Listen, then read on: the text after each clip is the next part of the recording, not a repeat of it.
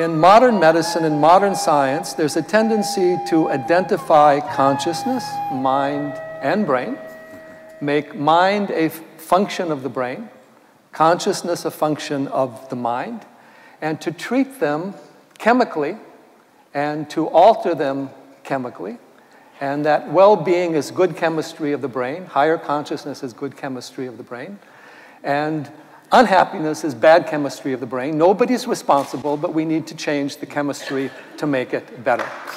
Now, in the yogic thought, brain, mind, and consciousness are three different things, but they're related at a certain level. So my question to Sadhguruji is the nature of brain, mind, and consciousness, how we can use the brain and mind in the proper way without getting stuck in them, and a model of healing that is based on more consciousness than brain chemistry. In the yogic sciences, there is no such thing as brain. Brain is just body. Like there is a heart, like there's a liver, there is a brain, it's just body. I think this overly exaggerated sense of what is brain is coming because, as I mentioned it in the morning hour here, our education systems have become purely intellectual. We think intellect is everything. Let me… I will try to say it in a very brief way. When you say something very complex in a brief way, there will be holes in it. Please pick the holes if you find them, otherwise I'm okay. In the yogic system, we are looking at the human mind as 16 parts. These 16 parts are in 4 categories. The first one is buddhi. Buddhi means the intellect. Intellect, I'm asking you, do you want your intellect sharp or blunt? All of you must choose, I'm going to bless you. You want it sharp. So intellect is essentially like a knife. You use a knife to cut things open. This is the nature of the intellect. Whatever you give it, it will dissect. The entire modern science is coming out of human intellect. So everything is by dissection. If you give this flower to the scientist, they will rip it open and see. If you rip it open and see, yes, of course, there are many facts you will know about the flower, only thing is you won't have the flower after that.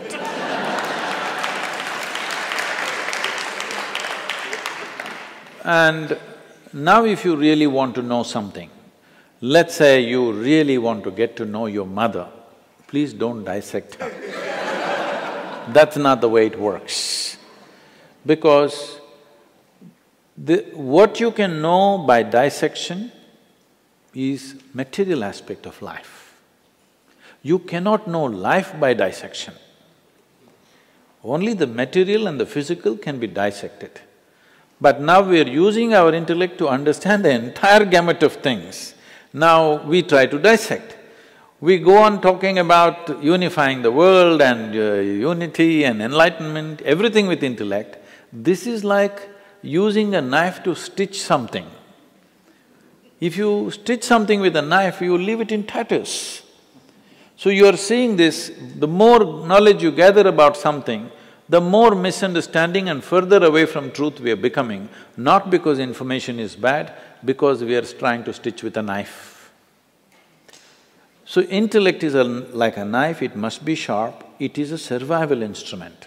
If you did not have a discriminatory intellect, you would not be surviving on this planet, it's very, very vital. But survival is all that it can do.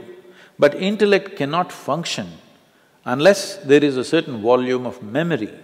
If you wipe out all your memory, it doesn't matter how… whatever your IQ is right now, if you take off all your memory, you will suddenly look stupid. You may be still intelligent, but you look stupid. This always happens in India. People are putting rural children and urban children together and testing them. Just because of the volume of information that the urban child has, he looks smart. A rural child looks stupid, but you put them in real situations, you will see they will come out so smart. because their intelligence is fully on. So, intellect looks smart only when you back it up with lot of information, and hence you see information technology and everybody is mad about information. They're not looking into their phones simply for waste of time, because only with all that bits and pieces of data, they look smart among their friends in the society in which they live. It's only with data they can look smart. Without data, they can't do one thing smart. I'll just tell you an example. We have two different types of schools. One is a modern kind of school where 30% of the children coming from United States in India, and another is a completely traditional school where we teach them only yoga, classical dance, classical music, Kalaripaitu, the mother of all martial arts, Sanskrit language and English language. They don't go through any academics as such. This was a few years ago. Little ones, they all run to the place to hand wash. Hand wash is at this height. Many of these 6, 7-year-olds can't reach. So all this… those who are going through modern education, they will go and stand there in a very civilized way, wait for a teacher or somebody to come and put a bench. They will climb on the bench and then wash. These other kids ran there, the older ones bend down, the younger ones climb on top of them, wash and run away.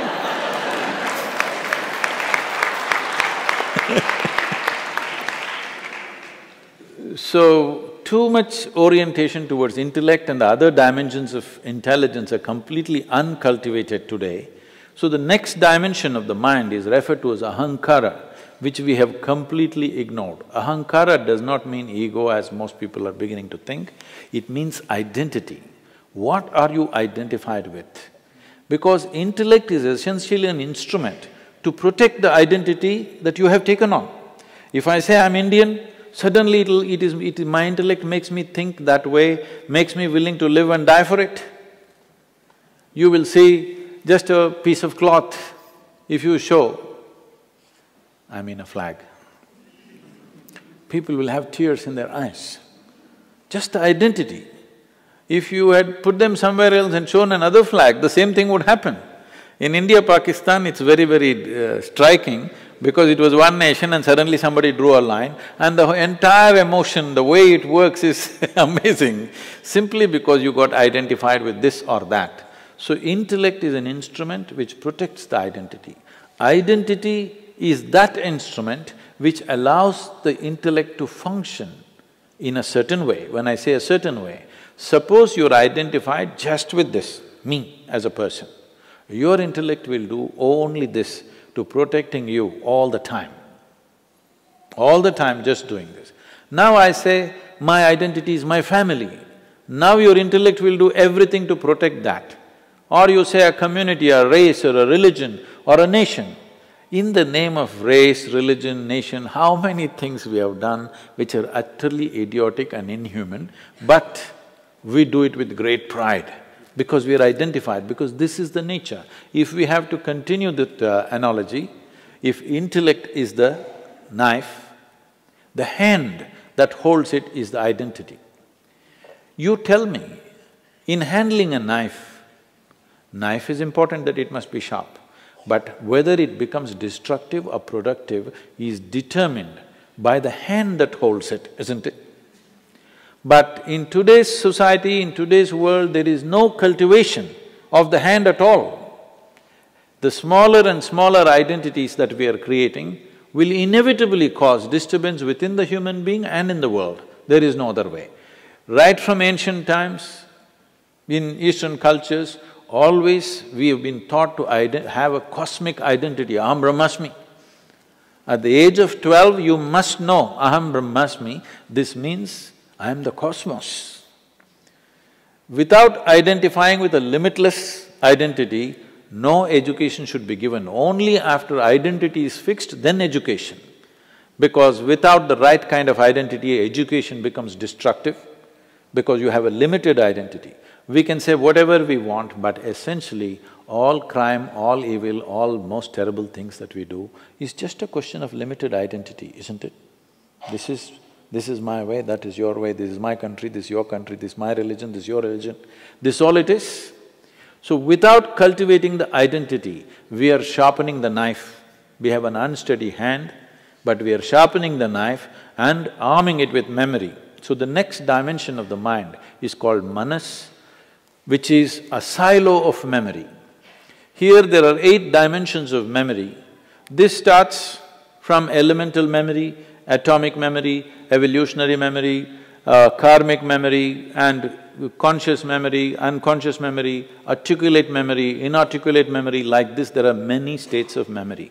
As we already looked at this body carries the memory of everything that's happened on this planet. If we pay enough attention, we can know simply by looking at this how evolution has happened. Only 150 years ago, Charles Darwin talked about evolution by studying life on the planet. But over 15,000 years ago, Adi Yogi spoke about how life evolved. He said, first, almost every Indian person knows it but not conscious of it, is the 10 avatars. You must be studying much of it.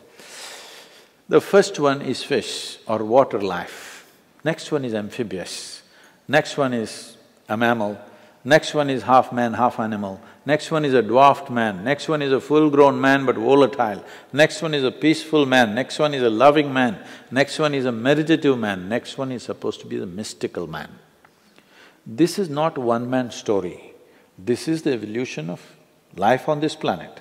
So 15,000 years ago, somebody spoke about this by not looking into the microscope, but looking inward, because the entire evolutionary story is written here.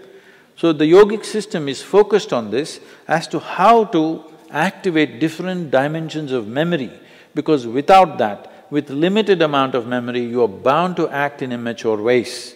So if your intellect becomes super capable, then it's very, very important your identity is cosmic, limitless identity, and your memory is evolved, that all dimensions of memory are active. These 3 function in a certain way, some people have evolved it in certain ways, but largely it is happening in a very skewed way, too much of intellect and other things are very minimalistic. The 4th dimension of intelligence is referred to as chitta. This is a dimension of intelligence which is unsullied by memory. See, we must understand this. We are who we are only because of the memory that we carry. From the color of our skin to what we identify with, what we are, whether we are male or female or everything is a question of memory. It is the memory stored in this which is deciding all these aspects. Whether I am a human being or some other creature is also a question of memory. Memory is a tremendous possibility, but memory is also a limitation and a boundary. What is you and what is me is right now, the boundary of this is just memory. What I remember in my system and what you remember in your system is the boundary. So memory is also a boundary. Memory is the basis of all forms that have happened. There is a certain memory which creates patterns, which patterns in turn create physical forms. The way we are, the kind of form that we have taken is essentially out of the basic memory that is there.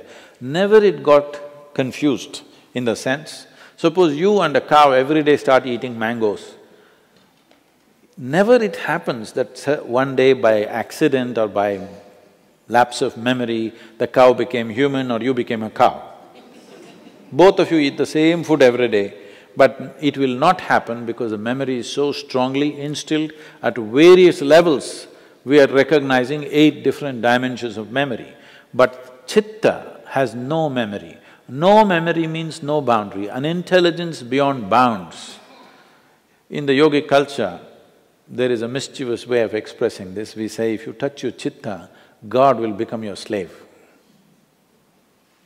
because your intelligence becomes boundless, everything becomes within access. So, it is very important because this is the first time, we must understand this. This is the first time where our survival process is as organized as it is today. This is the first time that human beings have so much time to look at things, otherwise just putting the food together would take 24 hours. Once again, in affluent societies, we are going back to the same thing. As you said, in Montana, somebody has to work 3 jobs when so much land is there. Why do you need to do a job to make your food? No, because you want to buy it in Walmart. I'm saying we've just kind of twisted the entire thing. For the first time, our survival… For example, today you go into your superstore, what you need for next 1 year, you can buy, bring it home and not step out of your house for the next 1 year. It's possible. Never before it was possible. Today morning's water, if you have to get, means you have to walk down to the river or the pond or something. For the first time, our survival process is so enormously organized, this is the time for humanity. This is the time for humanity to explore deeper dimensions of life.